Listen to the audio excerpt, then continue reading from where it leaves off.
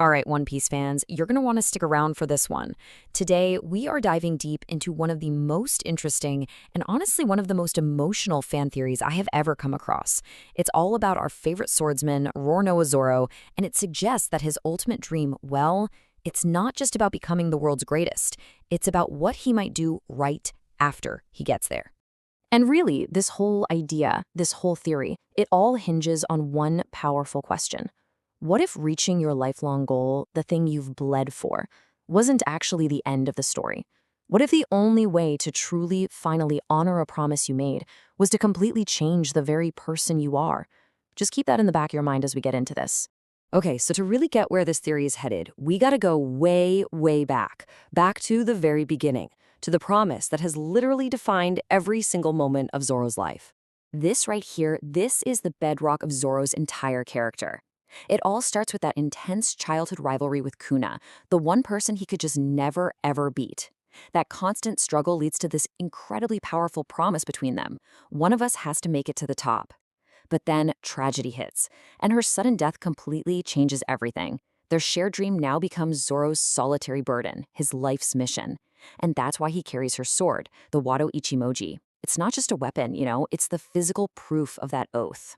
But here's the thing about that powerful promise. There's always been this shadow hanging over it. Because for all her incredible skill, Kuina had this deep, deep insecurity. And it's something she told Zoro, something he would absolutely never forget. And this quote right here, this is the heart of the whole theory. This wasn't just some throwaway comment. This was the greatest swordsman Zoro had ever known, admitting her biggest fear, that no matter how hard she trained, no matter how skilled she became, her own body would stop her from reaching the very top. So the theory goes that this memory, it sticks with him. It never goes away. After every single victory, every powerful enemy he cuts down, even after training with Mihawk himself, her words are still there in the back of his mind. It's like the one ghost he can't defeat with a sword, a piece of unfinished business that's tied directly to Kuina's spirit. So this all builds up to the big question, right? What happens when Zoro actually does it? When he finally stands at the top of the world? Well, this is where the theory gets really wild. It proposes a final, radical act to finally settle that spiritual debt he feels he owes her. Okay, so here's how the theory says it all goes down, step by step.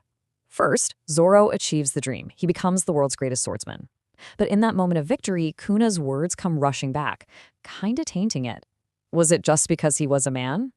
So to truly prove her wrong, to honor her in the most complete way possible, he seeks out the one person in the world who can help, Emporio Ivankov.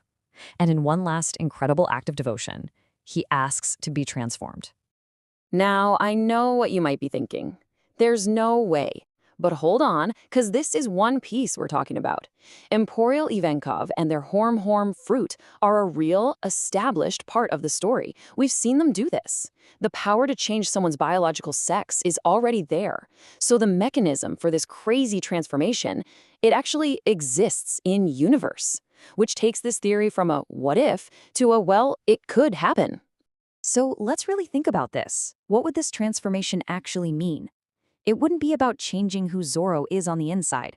It would be about honoring that promise to Kuina on a level that nobody could have ever imagined. It's about completely redefining what his victory even means. And this, right here, is the absolute genius of this theory. With this one single act, Zoro wouldn't just be the world's greatest swordsman. They would now also be the world's strongest woman.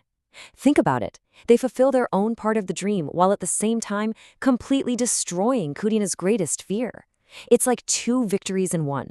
It's a kind of spiritual win that just being the best swordsman could never, ever provide.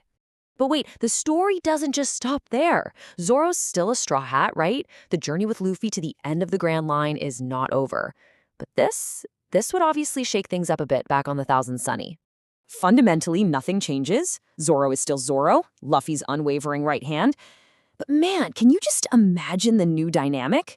Especially with Sanji. How would our favorite chivalrous cook handle his greatest rival now? His whole code of never hurting a woman would suddenly smash right into their nonstop bickering. Not to mention, his constant flirting. It'd be chaos. And that's really what this whole wild theory leaves us with, isn't it? It suggests that for Zoro, The ultimate test of strength isn't about muscle or swords or hockey. It's about will. It's about honor. It's an act that would prove once and for all that a swordsman's spirit isn't defined by their body, but by the promises they're willing to keep. So you have to ask yourself, does true strength really transcend the body you're in?